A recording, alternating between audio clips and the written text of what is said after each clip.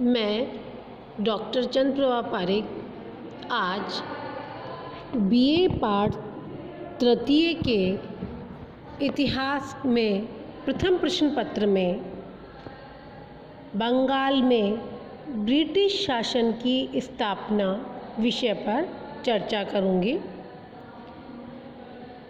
भारत में अंग्रेजी राज्य की स्थापना बंगाल से ही मानी जाती है।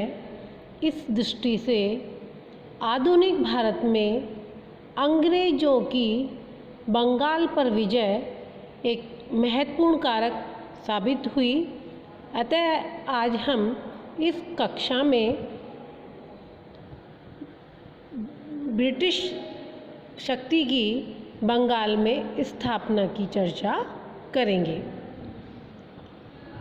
बंगाल में ब्रिटिश शक्ति का उदय ईस्ट इंडिया कंपनी ने बंगाल में अपनी पहली कोठी अर्थात कार्यालय 1651 में हुगली में बनाई थी।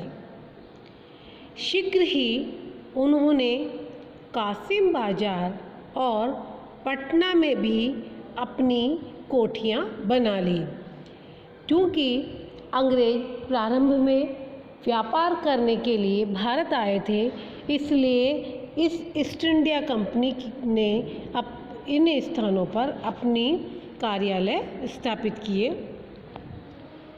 1798 में उन्होंने सूबेदार अजीम उस शान से सूतावनती, कालीघाट और गोविंदपुर, जहां वर्तमान में कलकत्ता महानगर बसा हुआ है, की जमींदारी भी प्राप्त कर ली और इसके बदले उन्हें केवल 1200 रुपये पुराने मालिकों को अर्थात जमींदारों को देने पड़े।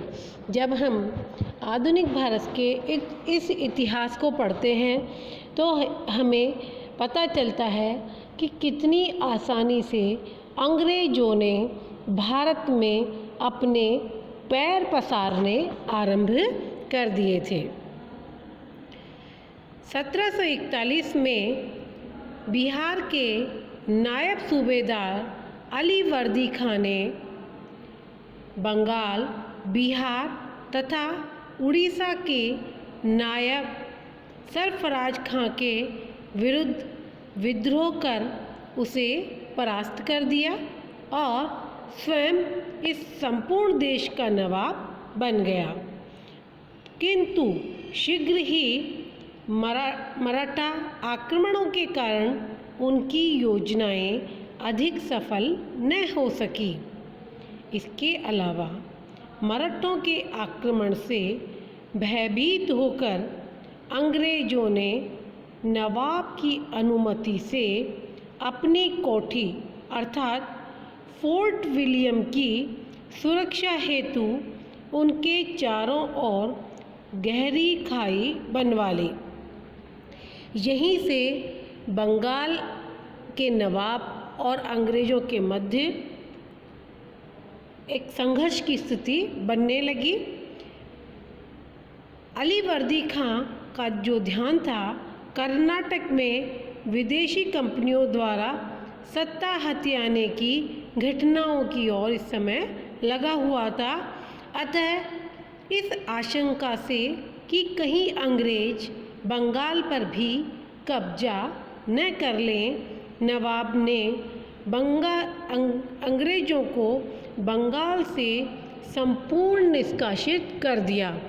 नवाब को पूर्व में ही आभास हो रहा था कि ये ईस्ट इंडिया कंपनी के माध्यम से अंग्रेज बंगाल पर भी कब्जा कर सकते हैं। 9 अप्रैल 1756 को अली वर्दी खां की मृत्यु हो गई और उसके बाद उसका जो दामाद था सिराजुद्दौला, वह उसका उत्तराधिकारी बना।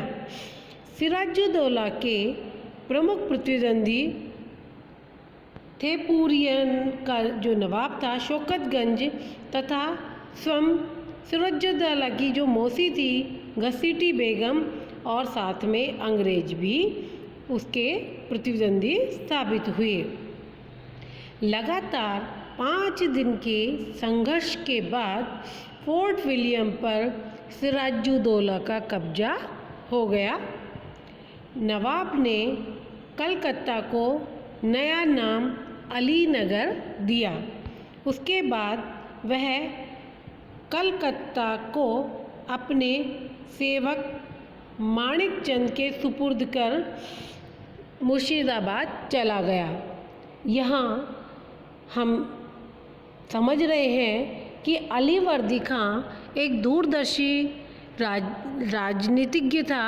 उसने समझ लिया था कि अंग्रेज़ों से सावधान होने की आवश्यकता है। उसकी मृत्यु के पश्चात उसका जो उत्तराधिकारी था सिराजुद्दौला, उसको अनेक मोर्चों पर संघर्ष करना पड़ा और अंग्रेज़ों के साथ अब उसका सीधा टकराव शुरू हो गया। अब इसका जो आगे का हिस्सा है अपन अगली कक्षाओं में पढ़ेंगे।